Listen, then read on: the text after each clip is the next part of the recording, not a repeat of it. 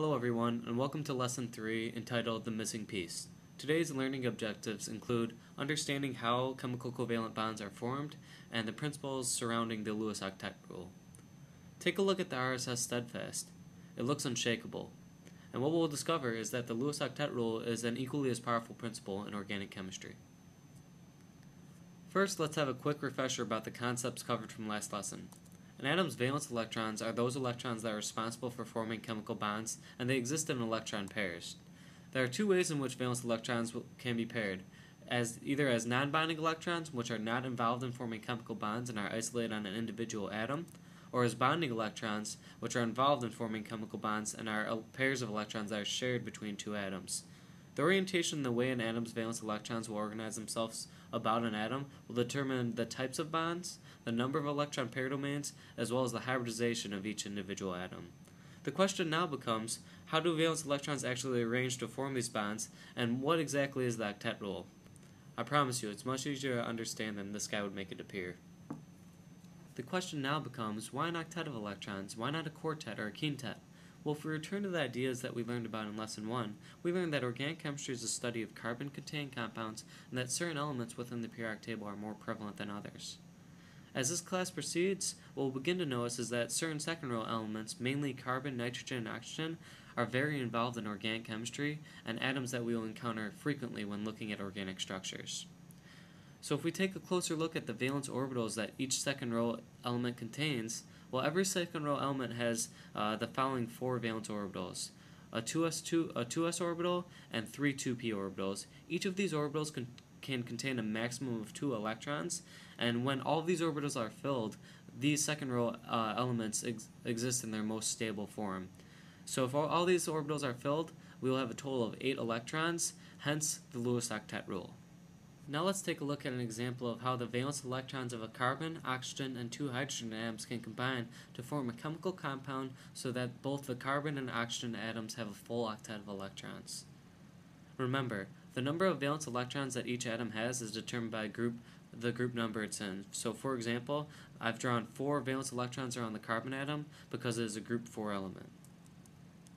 What we can do is we could represent the valence electrons in an electron dot diagram in order to align them to show the chemical bonds that will form, and finally provide these in a Lewis dot structure.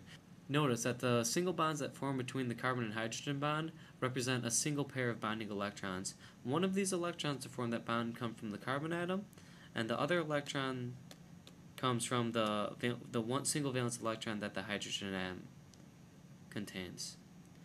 Now if we move on to the double bond between the carbon and oxygen, we'll notice that each bond, since there are 2 bonds total, is formed by having one valence electron from the carbon atom interact with a single valence electron from the oxygen atom. So if we look at the Lewis structure, a double bond is represented by 2 lines, and a single bond is represented by a single line.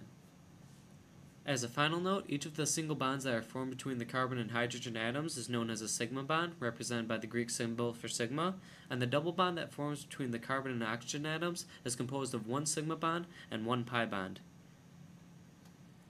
Each of these bonds within this compound are known as a polar covalent bond.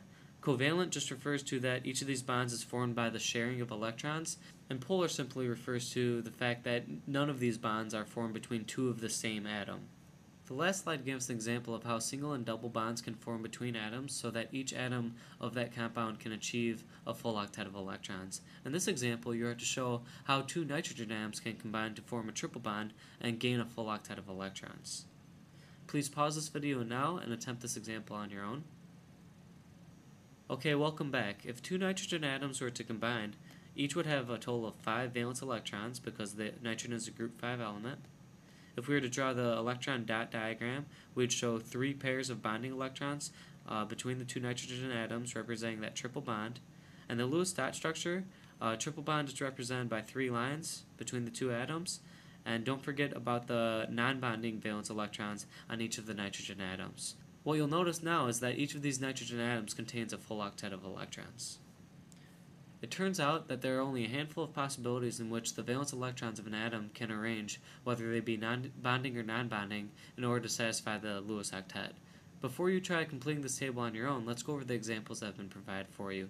In a case in which we have 0 non-bonding electron pairs, but 4 electron pair domains, the way we could satisfy the Lewis octet rule is by having 4 single bonds. Remember, each bond represents a pair of valence electrons, so if we count each bond as 2 electrons each, that will give us a full octet of electrons.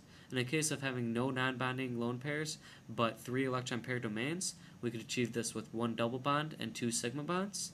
And in a case with 1 non-bonding lone pair and 4 electron pair domains, we could have 3 single bonds and that 1 non-bonding lone pair, each occupying their own domain and achieving a full octet of electrons for that specific atom.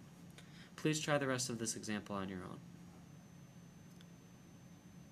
Okay, now that you've had a chance to complete this table on your own, you may pause this video once again to check your answers.